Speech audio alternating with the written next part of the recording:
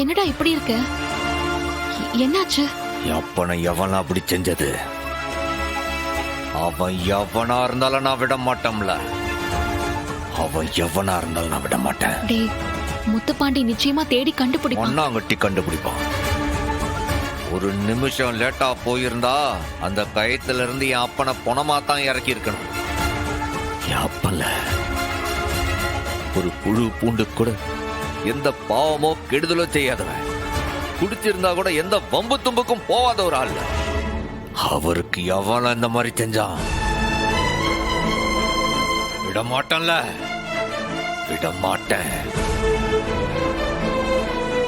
அவன் யாரா இருந்தாலும் சரி, எப்பேற்பட்ட கொம்பனா இருந்தாலும் சரி, அவனை நான் விட மாட்டேன். டேய், நீ இப்படிலாம் பேசாதடா, எனக்கு பயமா இருக்கு. அப்படிதான்ல பேசுவேன். யாரவன்? இல்லை, யாரவன்? யாருல அவன்? யாருன்னு தெரிஞ்சாகணும்ல. தெரிஞ்சாகும். கண்டிப்பா அவன் என் அப்பனோட எதிரி கிடையாது. ஏன்னா என் அப்பனுக்கு எதிரியே கிடையாது. என்ன பழி வாங்கத்தான் என் அப்பன் அப்படி பண்ணிருக்கான் அந்த அயோக்கிய பையன். அவனுக்கு யாருன்னு எனக்கு தெரிஞ்சாகணும்ல. விசாரிப்போம்பா, நீ கொஞ்சம் பொறுமையா இருப்பா. பொறுமையாவா? பொறுமையா இருந்து என்ன பண்ண சொல்லுதா? அவனுங்களை நான் சும்மா விட போறதில்ல. அவன் எம்புட்டு பெரிய கொம்பனா இருந்தாலும் அவன் கையை என் கையாலேயே பிச்சு தான் போட போதே.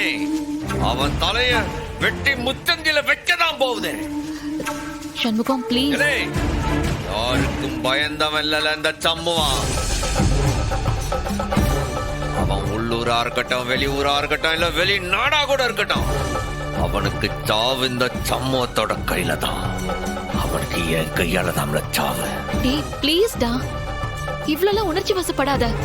முத்துப்பாண்டி கிட்ட சொன்னா அவன் கேஸ் போட்டு அவனே பாத்துப்பான்டா. தயவு செஞ்சு நீ இப்படி எல்லாம் பேசாத, எனக்கு பயமா இருக்கு.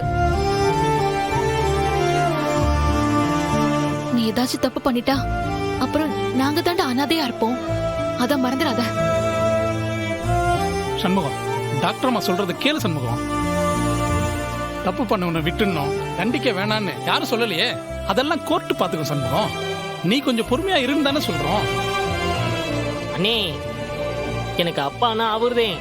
உனக்கு ஒத்தாசையா நான் இருக்கேன். நம்ம அப்பனை எவன் கொல்லணும்னு முயற்சி செஞ்சானோ அவனை பிடிக்கிறதுக்கு நான் உனக்கு உதவுறேன். அதே சமயத்துல நம்ம மைனி சொல்றதையும் கேட்போம்னே. அவனை பிடிச்சி போலீஸ் கிட்ட கொடுத்துருவோம்னே. என்னடா பெரிய போலீஸ்?